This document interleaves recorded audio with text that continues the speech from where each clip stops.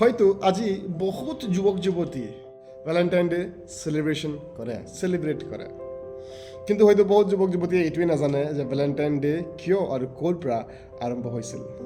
আজি এই ভিডিঅ'ত মই আপোনালোকৰ সৈতে ভেলেণ্টাইন ডেৰ বিষয়ে অলপমান আলোচনা কৰিম। Welcome back to our YouTube channel learn to win. My brothers and my sisters, Valentine day আৰম্ভ হৈছিল ৰোম দেশৰ পৰা, প্ৰাচীন ৰোম দেশৰ পৰা আৰম্ভ হৈছিল আৰু প্ৰায় 3rd centuryৰ ঘটনা হয় এইটো। সেই সময়ত এজন ব্যক্তি আছিল চেইণ্ট ভেলেণ্টাইন। তেওঁ প্ৰেম আৰু বিবাহক বিশ্বাস কৰা ব্যক্তি আছিল। তেওঁ প্ৰেম কৰি ভাল পাইছিল একচুৱেলি। সেই সময়ত ৰোম দেশত সম্ৰাট আছিল ক্লাউডিয়াছ II আৰু তেওঁ সেই সময়ত ৰোম দেশ শাসন কৰিছিল।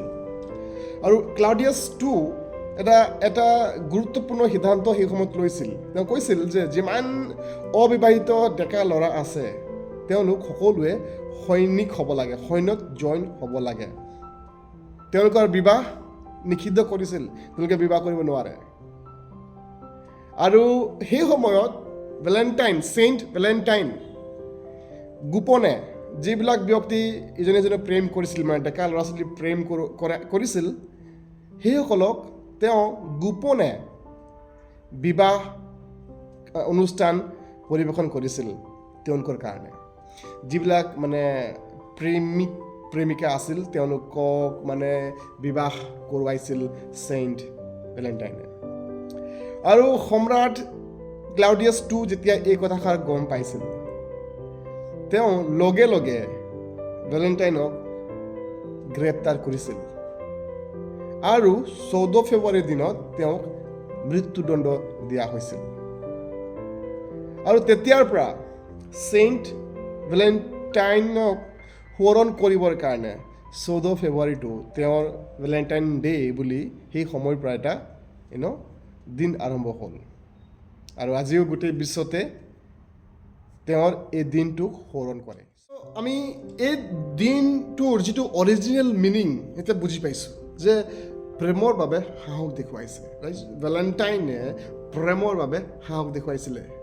তেওঁ ছেক্ৰিফাইচ কৰিছে, ইভেন তেওঁ মৃত্যুৰ দণ্ডকো ভয় নকৰিলে কৈছে। তেওঁ প্ৰেমৰ বাবে ছেক্ৰিফাইচ কৰিছে। তেওঁ যিটো কমিটমেণ্ট কৰিছিলে প্ৰেমক লৈ, সেই কমিটমেণ্টে তেওঁ থিয় হৈ দেখুৱালে। তেওঁ লয়েল হৈ আছিলে, তেওঁ সত্য হৈ আছিলে তেওঁৰ সিদ্ধান্তত।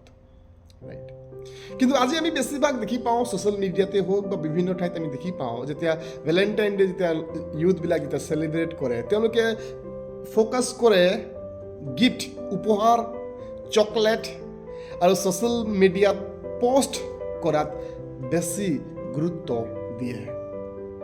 মাই ব্ৰাদাৰ্ছ এণ্ড চিষ্টাৰ, ভাবক এটা এক্সাম্পল লৈছোঁ। আপুনি ভাবক যে আপুনি দুজোপা গছ আপুনি ৰুইছে আপোনাৰ চোতালত, ফৰ এক্সাম্পল, আৰু এজোপা গছক আপুনি সদায় পানী দিয়ে, এভৰি ডে আপুনি পানী দিয়ে।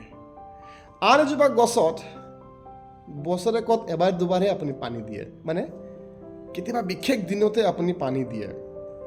কোনজোপা গছে ফল ফুল হয়, আপুনি ঠিকে ভাবিছে, যিজোপা গছত আপুনি সদায় পানী দিব সেইজোপা গছেহে ফুল ফল উৎপন্ন কৰিব। কিন্তু যিজোপা গছক আপুনি কেতিয়াবা মাজে সময়ে মানে কেতিয়াবা এটা বিশেষ দিনতে আপুনি পানী দিয়ে, সেইজোপা গছ হয়তো মৰি থাকিব। ঠিক তেনেকৈ প্ৰেম কোনো এটা বিশেষ দিনৰ কাৰণে নহয়, প্ৰেম আমাৰ সদায় থাকিব লাগে, ৰাইট, এভৰি ডে। চ' প্ৰেম কোনো এটা বিশেষ দিনৰ কাৰণে নহয়, প্ৰেম ডেইলি কেয়াৰ, মানে দৈনন্দিন যত্ন সন্মান হয়।